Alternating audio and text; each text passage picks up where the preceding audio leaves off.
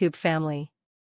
Diversification of fishing practices. Encouraging a diverse range of fishing practices can reduce reliance on a single species or method, making the fisheries sector more resilient to fluctuations and uncertainties.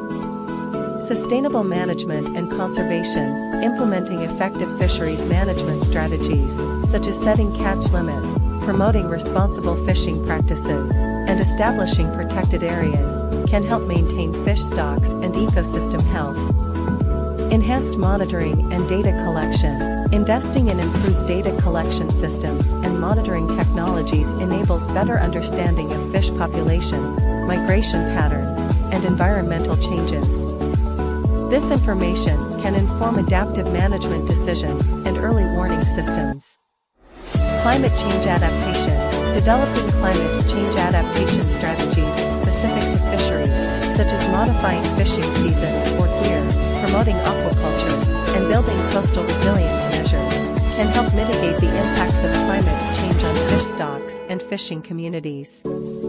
Strengthening institutional capacity. Enhancing the capacity of fisheries institutions, including government agencies, research institutions, and local fishing communities, through training, knowledge sharing, and collaboration, can facilitate adaptive management approaches and effective decision-making. Socioeconomic considerations. Addressing socioeconomic factors, such as poverty, access to markets, and equitable distribution of benefits, can improve the resilience and adaptive capacity of fisheries by ensuring the well-being of fishing communities and incentivizing sustainable practices. Stakeholder engagement and participation. Promoting inclusive and participatory approaches that involve fishers, coastal communities, scientists, and other stakeholders in decision-making processes can enhance the resilience and adaptive capacity of fisheries by incorporating local knowledge and fostering ownership.